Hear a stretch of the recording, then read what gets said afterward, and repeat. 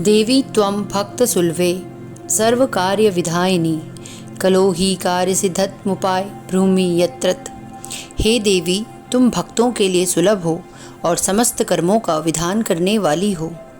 नमस्कार दोस्तों, आशा करती हूँ कि माँ भगवती की कृपा हम सब पर बनी रहे। जैसा कि थंबनेल को देखकर आप सबको पता चल ही गया होगा कि हम आज किस विषय में बात करने वाले हैं।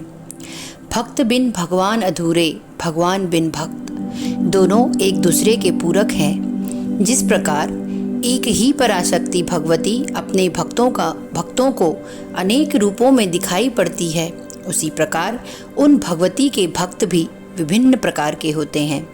आज हम स्वयं माँ भगवती द्वारा बताए गए उनके भक्तों के बारे में बात करेंगे। मामास्त्रयो में विख्याता मोक्ष प्राप्तो नगाधिप कर्मयोगो ज्ञान योगो भक्ति योगश्च सत्तमम्। श्रीमद् देवी भागवत पुराण के सप्तम स्कंध अध्याय 37 में माँ स्वयं अपने मुख से पर्वतराज हिमालय को मोक्ष प्राप्ति के साधनभूत कर्म योग, ज्ञान योग, भक्ति योग के 3 प्रसिद्ध मार्ग बता रही हैं। इनमें भक्ति योग सबसे सुलभ है। माँ कहती हैं उनके भक्त भी 3 प्रकार के होते हैं, तामसी, राजसी व सात्विक। तामसी भक्ति वह है जो क्रोधवश किसी दूसरे को संतप्त अर्थात परेशान करने के उद्देश्य से की जाती है, या यह कह सकते हैं कि दूसरे को नीचा दिखाने के लिए की जाती है। दूसरी भक्ति है राजसी, जो मनुष्य सर्वदा हृदय में कामनाएं व अपने कल्याण के लिए माँ की उपासना करता है और जो भगवती को अपने से भिन्न समझता हो, वह राजसी भक्ति है। तथा जो मनुष्य भगवती की प्रसन्नता के लिए वेदों के अनुसार कर्म करता है तथा अपने सभी कर्म माँ को अर्पित करता है, वह सात्विक भक्ति होती है। सात्विक भक्ति ही पराभक्ति की प्राप्ति कराने वाली सिद्ध होती है। तामसी व राजसी भक्ति पराभक्ति की प्राप्ति का साधन नहीं मानी गई है।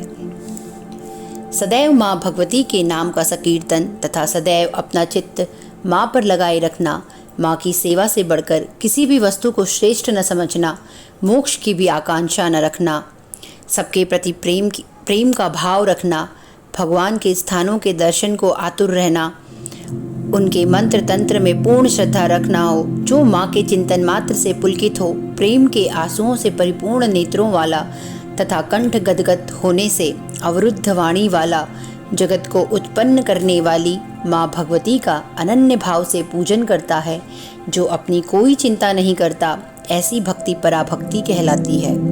इस प्रकार की भक्ति जिसके हृदय में उत्पन्न हो जाती है, वह उसी क्षण माँ भगवती में विलय हो जाता है। भक्ति की जो पराकाष्ठा है वही ज्ञान कहा गया है और वही वैराग्य की सीमा भी है, क्योंकि ज्ञान प्राप्त हो जाने पर भक्ति और वैराग्य ये दोनों सिद्ध हो जाते हैं। आज के लिए इतना ही। आशा करती हूँ आप सब भक्ति की ओर अपना कदम बढ़ाएंगे व माँ भगवती के कृपा पात्र बनेंगे। हरिओम तत्सत।